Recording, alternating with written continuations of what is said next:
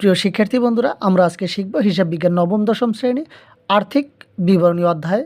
এই আর্থিক বিবরণী অধ্যায় থেকে আমরা একটি গুরুত্বপূর্ণ তথ্য পেয়েছি। এই তথ্যটি আমরা ব্যাখ্যা বিশ্লেষণ করব। আমরা দেখতে পাচ্ছি যে আর্থিক বিবরণীতে কুঋণ সঞ্চিতি কত হবে এবং আয় বিবরণীতে কত ক্ষতি দেখানো হবে। আর্থিক বিবরণী বলতে বোঝায় যে অধ্যায়ে বিশদ আয় বিবরণী বা আর্থিক অবস্থার বিবরণীর কাজ করতে হয়। আর্থিক বিবরণীতে আমরা দুই ধরনের কাজ করি, একটা হলো আয় বিবরণী এবং আরেকটি হলো আর্থিক অবস্থার বিবরণী। আয় বিবরণীতে আয় এবং ব্যয়ের কাজ হয় এবং আর্থিক অবস্থার বিবরণীতে সম্পদ ও দায়ের কাজ হয়। তাহলে আমরা উদ্দীপকটি পড়ে নেই। উদ্দীপকে আমরা দেখতে পাচ্ছি 2020 সালে কুঋণ সঞ্চিতির প্রারম্ভিক উদ্বৃত্ত 4,000 টাকা। বছর শেষে দেনাদারের পরিমাণ 60,000 টাকা এবং ধরা হলে এ বছর দেনাদারের 10% নাও পাওয়া যেতে পারে।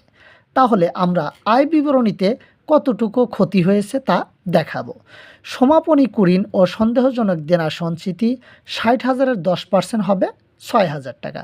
অর্থাৎ সন্দেহ করা হচ্ছে যে আমরা এই 60,000 টাকার মধ্যে 10% টাকা নাও পেতে পারি। তাহলে 60,000 টাকার 10% হচ্ছে 6,000 টাকা, যা সন্দেহজনক কুঋণ সঞ্চিতি। এবং আজকের উদ্দীপকে আমরা প্রারম্ভিক কুঋণ সঞ্চিতি পেয়েছি 4,000 টাকা, যা পুরাতন কুঋণ সঞ্চিতি হিসাবেও আখ্যায়িত করা হয়। তাহলে 6,000 টাকার মধ্যে থেকে 4,000 টাকা পুরাতন কুঋণ সঞ্চিতির প্রারম্ভিক উদ্বৃত্ত বিয়োগ করলে আমরা বিয়োগফল পাবো 2,000 টাকা। এই 2,000 টাকাই হচ্ছে আজকে আয় বিবরণীর কুঋণ বাবদ ক্ষতির পরিমাণ। এবং আর্থিক অবস্থার বিবরণীতে আমরা দেনাদারের পরিমাণ দেখাবো 60,000 টাকা। যেহেতু বছর শেষে দেনাদারের পরিমাণ 60,000 টাকা, এই দেনাদার হচ্ছে একটি সম্পদ। যেহেতু আর্থিক অবস্থার বিবরণীতে সম্পদ এবং দায়ের পরিমাণ দেখাতে হয়, এই কারণে আমরা সম্পদের পরিমাণ উল্লেখ করলাম 60,000 টাকা। আর এই 60,000 টাকা থেকেই কিন্তু সমাপনী কুঋণ বা সন্দেহজনক দেনা সঞ্চিতি 6,000 টাকা পাওয়ার সম্ভাবনা নেই। তাই 60,000 টাকা থেকে 6,000 টাকা বিয়োগ করলে বিয়োগফল পাবো আমরা 54,000 টাকা।